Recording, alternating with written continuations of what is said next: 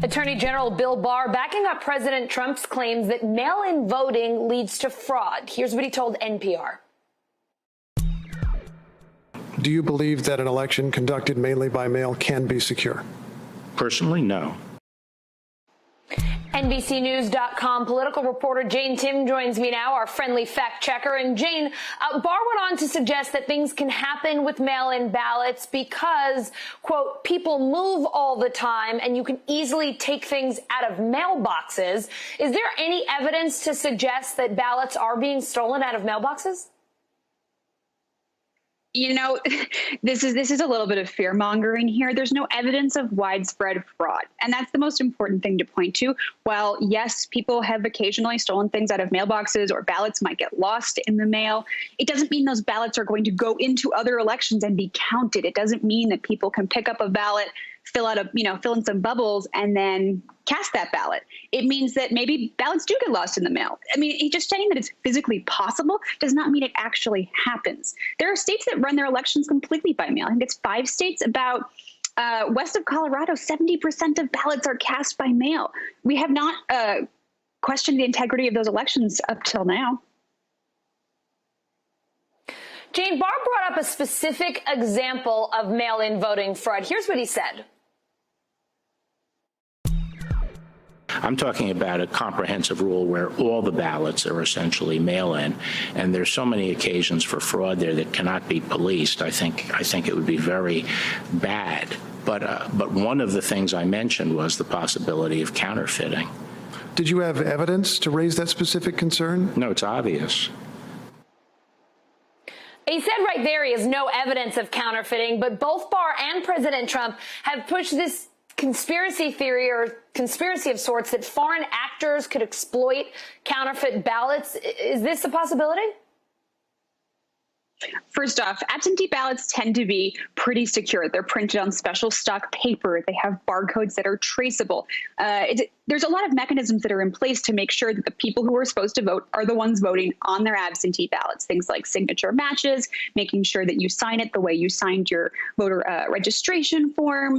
The idea that foreign countries could print off 1 million ballots and file them for one candidate, like Trump suggested, is really, really far-fetched. I talked to election experts about this, and they said this isn't like an easy counterfeit.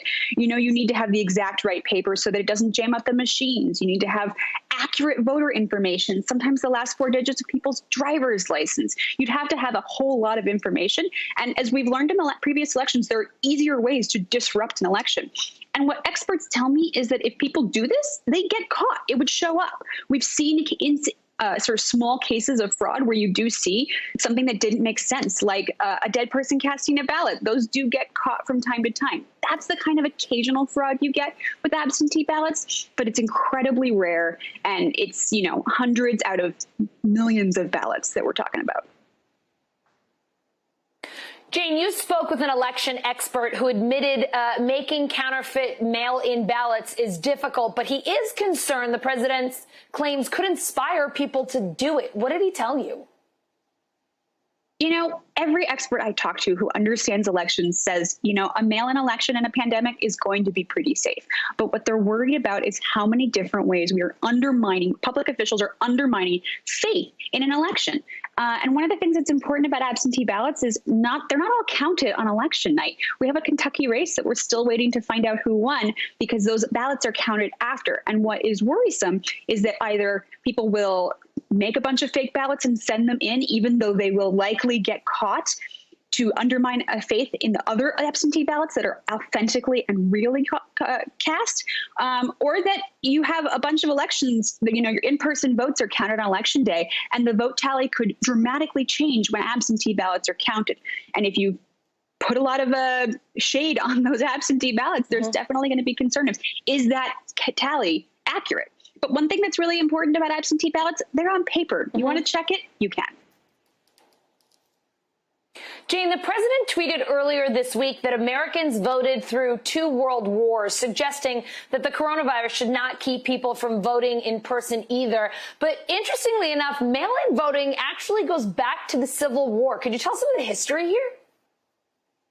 For election wonks like myself, that tweet was ironic because wards are actually where you see absentee ballots working really well. The armed services have been voting through those two world wars, and we developed absentee ballots so that Union soldiers could vote in 1865, so that you could vote for your candidate while you were fighting for our freedom. So this is where you see a really functional absentee ballot system through the military, millions of ballots every year. And the president's sort of tweet was not really in checking with the actual election history.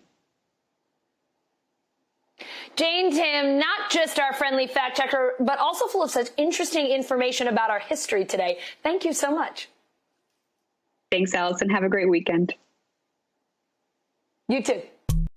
Hey, NBC News viewers, thanks for checking out our YouTube channel. Subscribe by clicking on that button down here and click on any of the videos over here to watch the latest interviews, show highlights, and digital exclusives. Thanks for watching.